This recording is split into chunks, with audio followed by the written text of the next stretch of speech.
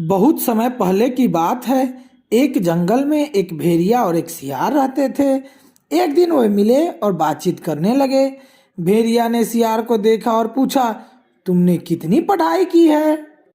सियार ने कहा, श्रीमान भेड़िया, मैंने आधी पढ़ाई की है। भेड़िए को यह सुनकर हैरानी हुई।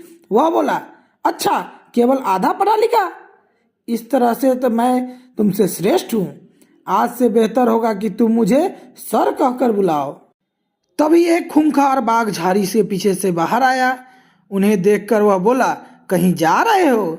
सियार ने भेड़िए के कान में फुसफुसाया, अच्छा सर, आप मुझसे श्रेष्ठ हो तो मुझे बताओ कि हमें क्या करना चाहिए।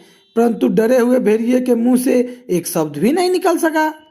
सियार सोचकर बोला, ओह बाघ, हम आपसे ही मिलने आ रहे थे, क्योंकि इस जंगल में सबसे बुद्धिमान और बलवान जानवर आप हो। अपनी प्रशंसा सुनकर शेर बड़ा प्रसन्न हुआ और उसने पूछा, समस्या क्या है? सियार बोला, मैंने 2 मुर्गी को पकड़ा है और मेरा यह मित्र कहता है कि चूंकि वह अधिक शिक्षित है, उसने उनमें से एक उसे मिलना चाहिए। अब आप क्या कहते हो? बाघ भेड़िया के तरफ मुड़ा और गुर्राया, तुमने कितनी पढ़ाई की है? बाघ की गरज सुनकर भेड़िया और डर गया। उसके दांत कटकटाने लगे। सियार ने तुरंत कहा, वह कह रहा है उसके मुंह में जितनी दांत है उतनी उसकी उपाधि है। बाघ हंस पड़ा। अपने नुकीले दांत को दिखाते हुए बोला, अच्छा, फिर तो मैं तुमसे अधिक शिक्षित हूँ। बाघ के दांत का दृश्य देखकर भेड़िया इतना डर गया कि वह अपने पैरों पर खड़ा ही नहीं हो पा रहा था और घुटनों के बल गिर पड़ा। इसे देखकर सियार बाघ से बोला, वह आपको श्रेष्ठ स्वीकार करता है और इसलिए आपका आदर करते हुए झुक गया है। हमारी समस्या सुलझाने के लिए धन्यवाद। इसे सुनकर बाघ असमंजस में पड़ गया और वह बोला, अच्छा।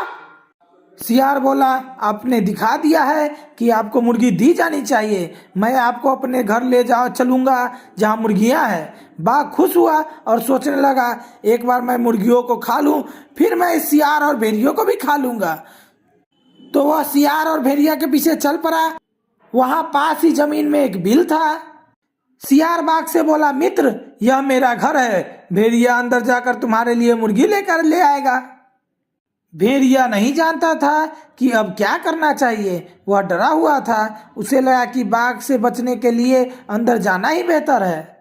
गुफा के बाहर बाघ और सियार भेड़िया का इंतजार करने लगे, परंतु जब वह बाहर नहीं आया, सियार बोला, उसे इतनी देर क्यों हो रही है? मैं सोचता हूँ मुझे जाकर देखना चाहिए श्रीमान बाघ, मैं अभी आया। वह फिर उस बिल के अंदर गायब हो गया। बाघ देर तक इंतजार करता रहा, मगर वहां से कोई बाहर नहीं आया। बहुत देर तक राह देखने पर बाघ को लगा कि उसके साथ छल हुआ है। वह बहुत क्रोधित हुआ, गुर्राया। वह उस बिल में घुसने की कोशिश करने लगा, मगर बिल बहुत छोटा था। आखिर में हार मानकर वह वापस चला गया। भेड़िया सियार की ओर मुड़कर बोला, मुझे अफसोस है मित्र, मैंने अपने आप को श्रेष्ठ कहा। तुमने मुझे सिखाया है कि शिक्षा का महत्व तब तक प्रकट नहीं होता जब तक आप अपनी बुद्धि उसमें नहीं लगाते।